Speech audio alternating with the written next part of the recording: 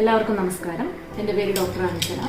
Ayurveda medical association of India Vadakkanchery area Thrissur നടത്തിവരുന്ന രുചിയും ആരോഗ്യവും എന്ന് പേരിട്ടിരിക്കുന്ന അടുക്കളയിലെ ചേരുവകളുടെ ഔഷധ ഗുണങ്ങളെ പരിചയപ്പെടുത്തുന്ന പരിപാടിയിലേക്ക് എല്ലാവർക്കും സ്വാഗതം. നമുക്ക് ഏവർക്കും സുപരിചിതമായ ടാമറിൻഡസ് ഇൻഡിക്ക എന്ന ശാസ്ത്രീയ നാമത്തിൽ അറിയപ്പെടുന്ന പുളിയെക്കുറിച്ചാണ് നാം ഇന്ന് പരിചയപ്പെടുന്നത്.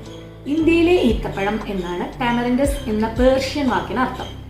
പുളിയിഞ്ചി, സാമ്പാർ, രസം ഇവയിലെ പ്രധാന ചേരുവയാണല്ലോ പുളി. പുളി എന്ന് പറയുമ്പോൾ തന്നെ വായിൽ കപ്പലോടിക്കാനുള്ള വെള്ളം വരുന്നുണ്ട്, ഇല്ലേ? പുളിയുടെ സ്വാദ് പുളിരസം മാത്രമല്ല, അനുബന്ധമായി മധുരവുമുണ്ട്. ആയുർവേദത്തിൽ പറയുന്ന 6 രസങ്ങളിൽ ഒന്നായ പുളിരസം ഉമിനീരിനെയും ദഹനരസങ്ങളെയും കൂട്ടുന്നു. പിന്നെ പുളിരസപ്രധാനമായ പുളിയെക്കുറിച്ച് അപ്പോൾ എടുത്തു പറയേണ്ട കാര്യമില്ലല്ലോ. പുളിരസം ചെറുകുടലിലും വൻകുടലിലും കുടുങ്ങിക്കിടക്കുന്ന വായുവിനെ പുറത്തേക്ക് തള്ളുകയും ചെയ്യുന്നു. പുളിയും ഈ പ്രവൃത്തികളെ നമ്മുടെ ശരീരത്തിൽ ചെയ്യുന്നു എന്നർത്ഥം. പുളിയുടെ കായ മാത്രമല്ല, കുരുവും തോടും പൂവും ഇലയും എല്ലാം ഔഷധയോഗ്യമാണ്. ആയുർവേദത്തിൽ ലേപനങ്ങൾക്ക് പുളിയില അത്യന്താപേക്ഷിതമാണ്. നീർക്കെട്ടുണ്ടാക്കുന്ന വേദനയ്ക്കും മറ്റും ഔഷധങ്ങളുടെ പൊടി അരച്ച് പുറമെ പുരട്ടേണ്ടി വരുമ്പോൾ പുളിയിലയുടെ നീര് അവിഭാജ്യ ഘടകമാണ്.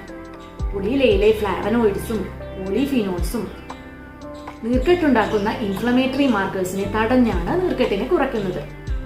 ഈ തത്വം പ്രയോജനപ്പെടുത്തിയാണ് ആയുർവേദ ഔഷധങ്ങളായ നമുക്കൊക്കെ സുപരിചിതങ്ങളായ കുട്ടൻചുക്കാതി തൈലം, പഞ്ചാമള തൈലം, ചിഞ്ചാതി തൈലം ഇവയുടെ ചേരുവയായിട്ട് പുളി ഉപയോഗിക്കുന്നത്. ഇലക്കിഴിയിലെ ഒരു അവിഭാജ്യ ഘടകമാണ് പുളിയില.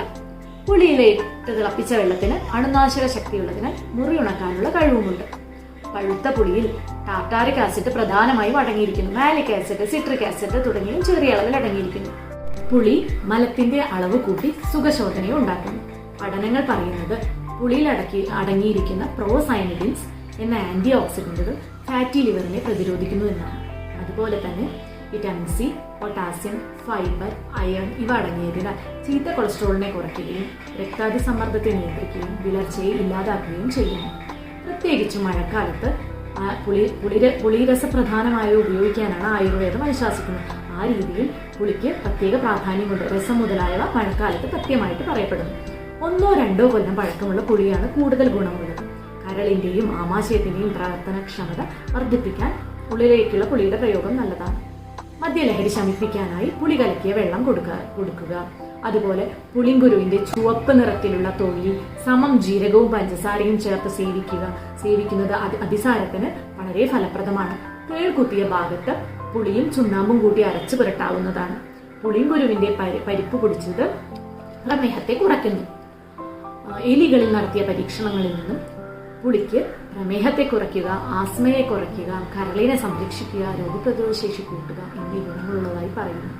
ഇവയൊക്കെ ഉണ്ടെങ്കിലും ചികിത്സാർത്ഥം പുളിയെ ഉപയോഗിക്കുമ്പോൾ ഒരു ആയുർവേദ ഡോക്ടറുടെ നിർദ്ദേശപ്രകാരം മാത്രം ഉപയോഗിക്കുക. നന്ദി, നമസ്കാരം.